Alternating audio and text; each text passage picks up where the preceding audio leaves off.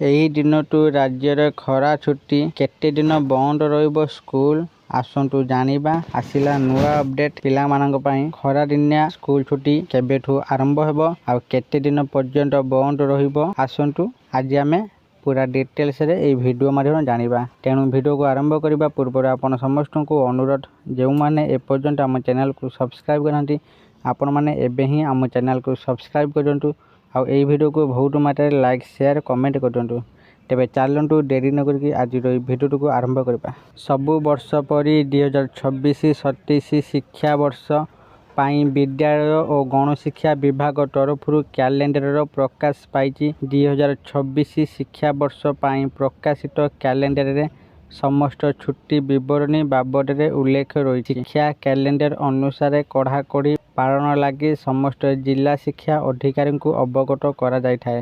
ଆସନ୍ତା ମେ 6 ତାରିଖରୁ ଖରା ଛୁଟି ରହିଛି। ମେ 6 ତାରିଖରୁ ଜୁନ 17 ତାରିଖ ପର୍ଯ୍ୟନ୍ତ ଖରା ଛୁଟି ପାଇଁ ସମସ୍ତ ବିଦ୍ୟାଳୟଗୁଡ଼ିକ ବନ୍ଦ ରହିବ।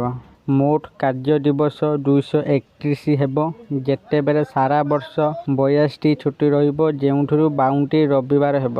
ରବିବାରକୁ ଛାଡ଼ି ମୋଟ 82ଟି ଛୁଟି ରହିବ। ତଥାପି ଛୁଟି ତାଲିକାରେ ସାମିଲ ଥିବା ନେତାଜୀ ଜୟନ୍ତୀ, ଗଣତନ୍ତ୍ର ଦିବସ, ଉତ୍କଳ ଦିବସ, ସ୍ୱାଧୀନତା ଦିବସ, ଗଣେଶ ପୂଜା ଓ ଗାନ୍ଧୀ ଜୟନ୍ତୀ ସ୍କୁଲଗୁଡ଼ିକରେ ପାଳନ କରାଯାଏ। ତେଣୁ ଛାତ୍ରଛାତ୍ରୀମାନଙ୍କୁ ଏହି ଦିନଗୁଡ଼ିକରେ ସ୍କୁଲରେ ଯୋଗ ଦେବାକୁ ପଡ଼େ।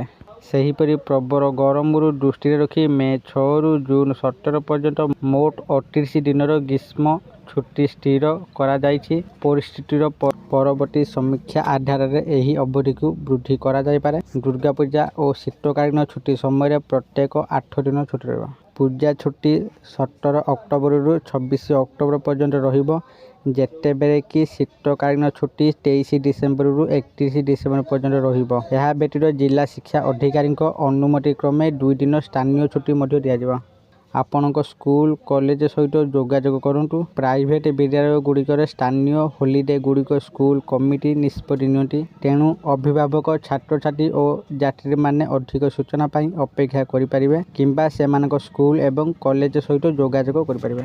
ଆଶା କରୁଛି ଆପଣମାନଙ୍କୁ ଆଜିର ଏହି ଭିଡ଼ିଓଟି ନିଶ୍ଚିତ ଭାବରେ ଭଲ ଲାଗିଥିବ ଆଉ ଆପଣମାନେ ଭିଡ଼ିଓ ଦେଖି ସବୁକିଛି ବୁଝି ଯାଇଥିବେ। ଆପଣମାନେ ଏହି ଭିଡ଼ିଓ ଦେଖି ଜାଣି ଯାଇଥିବେ ଯେ ଖରାଦିନିଆ ଛୁଟି କେବେଠୁ ବନ୍ଦ ହେବ ଆଉ କେତେ ଦିନ ପରେ ଖୋଲିବ। ଯଦି ଏହି ଭିଡ଼ିଓଟି ଭଲ ଲାଗିଥାଏ ଦୟାକରି ଏହି ଭିଡ଼ିଓକୁ ବହୁତ ମାତ୍ରାରେ ଲାଇକ୍, ସେୟାର ଓ କମେଣ୍ଟ କରନ୍ତୁ। ଆଉ ଯେଉଁମାନେ ଏପର୍ଯ୍ୟନ୍ତ ଆମ ଚ୍ୟାନେଲକୁ ସବସ୍କ୍ରାଇବ୍ କରିନାହାନ୍ତି ଆପଣମାନଙ୍କୁ ଅନୁରୋଧ, ଆପଣମାନେ ଏବେ ହିଁ ଆମ ଚ୍ୟାନେଲକୁ ସବସ୍କ୍ରାଇବ୍ କରନ୍ତୁ। ଆଜି ପାଇଁ ଏତିକି। ପୁଣି ଦେଖା ହେବ ଆଉ ଏକ ନୂଆ ଭିଡ଼ିଓରେ। ସେତେ ପର୍ଯ୍ୟନ୍ତ ମୁଁ ଦୀପୁ ଆପଣମାନଙ୍କଠାରୁ ବିଦାୟ ନେଉଛି।